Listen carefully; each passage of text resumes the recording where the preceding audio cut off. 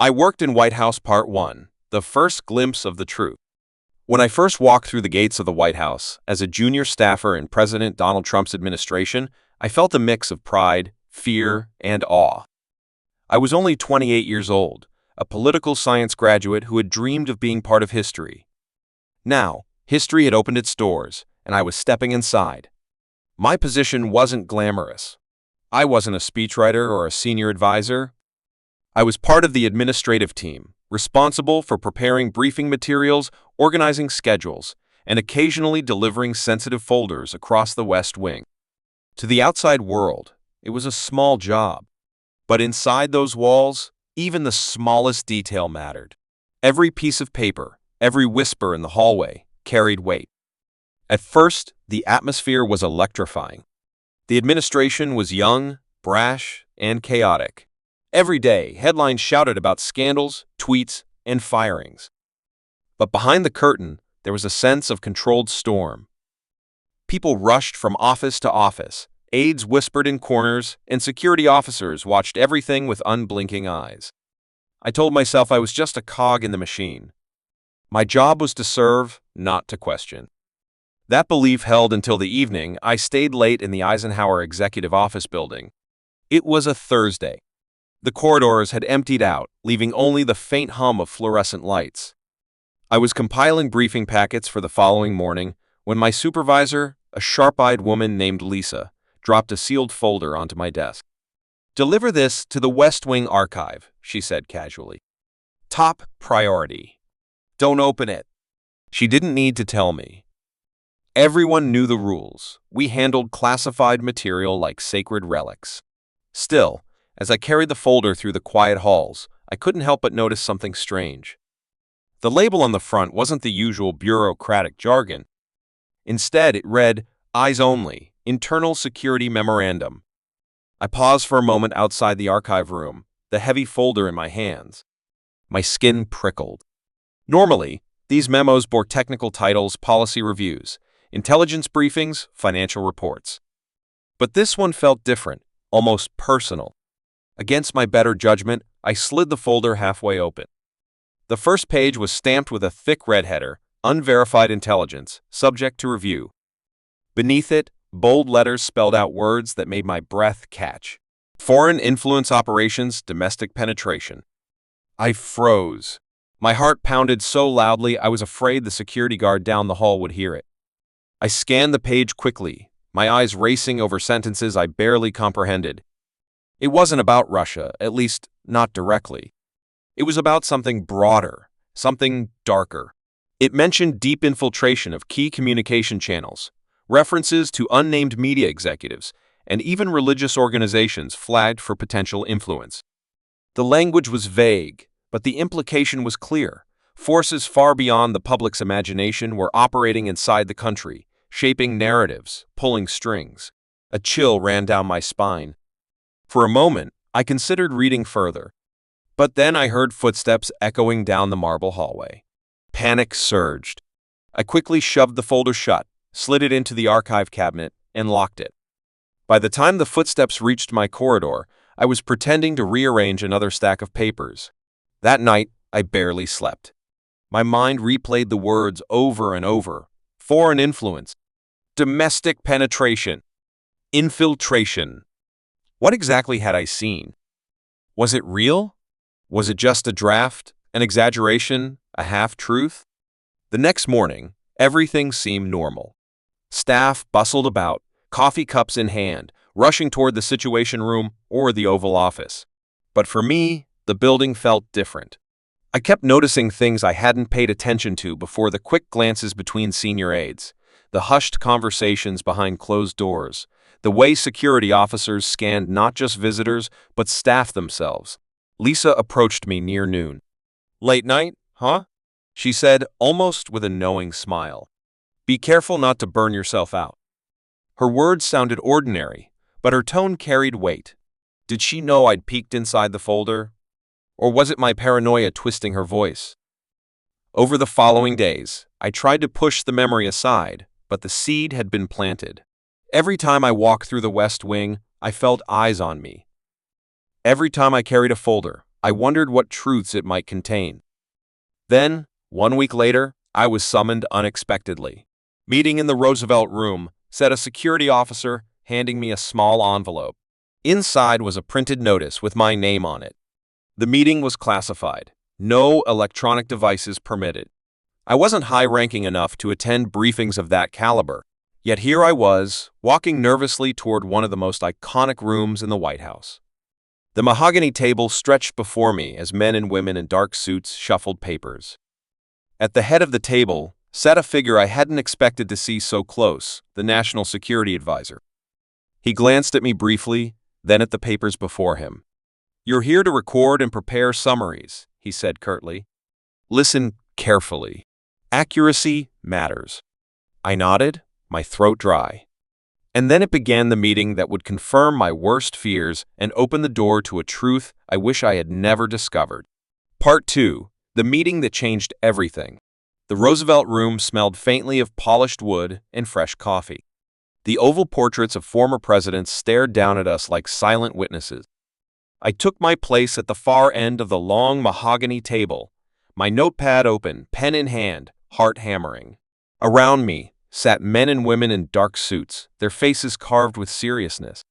They weren't the loud personalities the media loved to mock. No tweets, no shouting.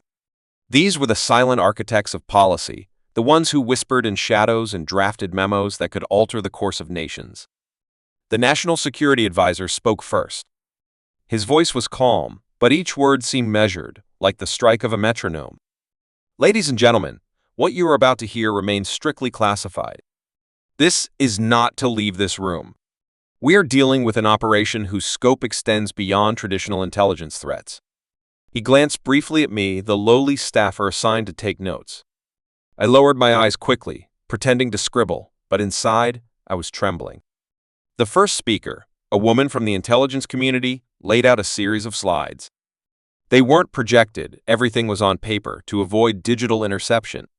Each slide bore diagrams and networks of arrows.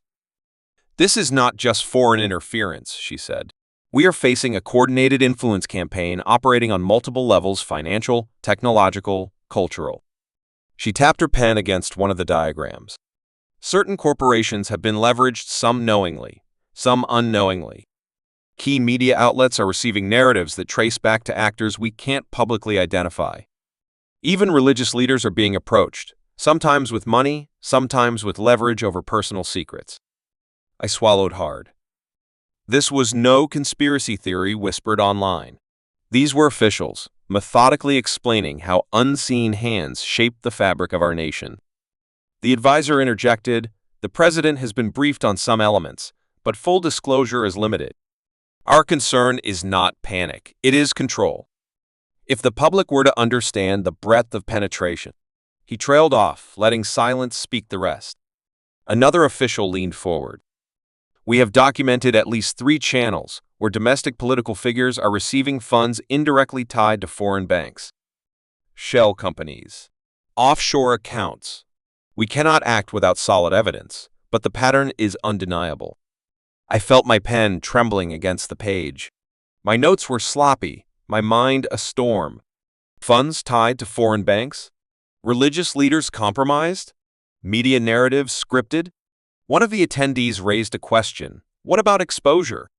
Leaks? Someone inside could talk. The advisor's eyes scanned the table. For a split second, they landed on me. My stomach knotted. "We monitor loyalty," he said flatly. "And we take precautions."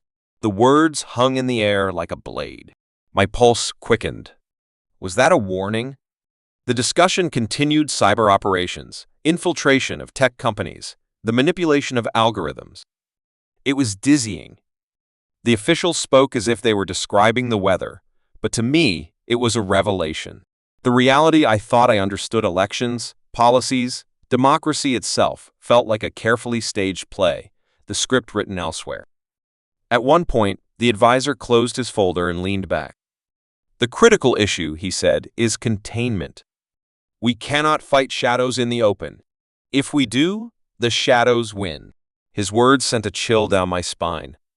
This wasn't about exposing the truth. It was about managing it, shaping it, keeping it hidden.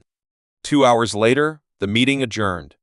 People filed out quietly, some with tired eyes, some with grim resolve. I gathered my messy notes, unsure whether to submit them as is or clean them up. As I rose from my chair, the advisor caught my gaze again. He didn't speak, but the look in his eyes carried weight. You heard too much. Remember your place. That night, I walked back to my apartment in D.C. The city buzzed with its usual life taxes honking, people laughing outside bars, tourists snapping photos of monuments. To them, Washington was a symbol of freedom and history. But to me, it suddenly felt like a stage set, hollow behind the marble columns. I poured myself a glass of water, hands still trembling. My notes lay in my briefcase, locked, but the words burned in my memory. Foreign funds, compromised leaders, containment. I tried to tell myself it wasn't my problem. I was just a staffer, a nobody. But deep down, I knew I had crossed an invisible line. Once you glimpse the machinery behind the curtain, you can't go back to ignorance. And I also knew something else. People who knew too much often didn't last long in this town. Part 3. The Choice. For days after the Roosevelt Room meeting, I felt like a man walking through fog. The sunlight over the National Mall seemed dimmer. The chatter of staffers in the cafeteria sounded hollow. I carried on with my duties, delivering folders, drafting memos, attending briefings, but inside, I was changed. I couldn't unhear what I had heard. The phrases repeated like a broken record in my mind: foreign funds, compromised leaders, containment. It wasn't just politics anymore. It was theater carefully choreographed, ruthlessly maintained. The paranoia began creeping in. When I passed security checkpoints, I felt their eyes linger a second too long. When Lisa asked about my workload, I heard double meanings in her words. At night, I thought I heard footsteps in the hallway outside my apartment. One Friday evening, after most of the staff had gone home, I stayed behind again in the Eisenhower building. I told myself I was catching up on work, but really, I was searching. I wanted to know more. I wanted proof that what I had seen and heard wasn't just fragments of paranoia. In a storage cabinet, I found a stack of sealed folders marked with the same ominous header: Eyes Only, Internal Security Memorandum. My hands shook as I slipped one out and opened it. This one contained reports of algorithmic manipulation evidence that online platforms were being quietly influenced, not always by foreign actors, but sometimes by domestic ones too. A line jumped out at me: narrative shaping is most effective when the source appears native. Another document detailed financial flows through shell corporations. Charts of money moving in circles so complex, it was almost impossible to follow. Almost. I was so absorbed I didn't hear the footsteps until it was too late. Looking for something? I spun around. Lisa stood in the doorway, arms crossed. Her expression wasn't anger. It was something colder, sharper. I was just organizing, I stammered. She stepped inside, closing the door behind her. You've been asking yourself the wrong question, she said quietly. It's not what you saw. It's why you were allowed to see it. Her words hit me like a punch. Allowed? Was this deliberate? A test? Do you think you just stumbled onto secrets by accident? She continued. Nothing here happens by accident. I couldn't speak. My throat felt dry, my pulse racing. Lisa leaned closer. You're in deeper now than you realize. And that means you have two choices: silence or consequences. Her tone was calm, almost kind, but the threat beneath it was unmistakable. That night, I barely made it home. My legs carried me through the city streets automatically, but my mind was spinning. Was I being recruited? Warned? Or was this just how they got rid of liabilities? Over the weekend, I sat in my apartment staring at my notes. If I stayed silent, I could keep my job, my life intact, and bury the truth under routine. If I spoke to a journalist, to an investigator, to anyone, I would be crushed. But silence gnawed at me. Every morning I looked in the mirror and saw not a servant of democracy, but a cog in a machine of shadows. Then, one evening, I received an unmarked envelope slipped under my door. Inside was a single sheet of paper. You are not alone. Contact us. No signature. No instructions. Just a number written in careful handwriting. I sat frozen, the paper trembling in my hands. Someone out there knew what I had seen. Someone else was watching. Was it a lifeline? Or a trap? I'll never know for sure. What I do know is this: the truth inside those walls is stranger and darker than anyone outside can imagine. The decisions made in whispers shape the lives of millions. And those who stumble too close to the fire either burn or disappear. I chose survival. For now. But every night, when the city goes quiet, I still feel the weight of what I saw. The folder. The meeting. Lisa's warning. And the note that promised or threatened that I was not alone. The chills never leave me.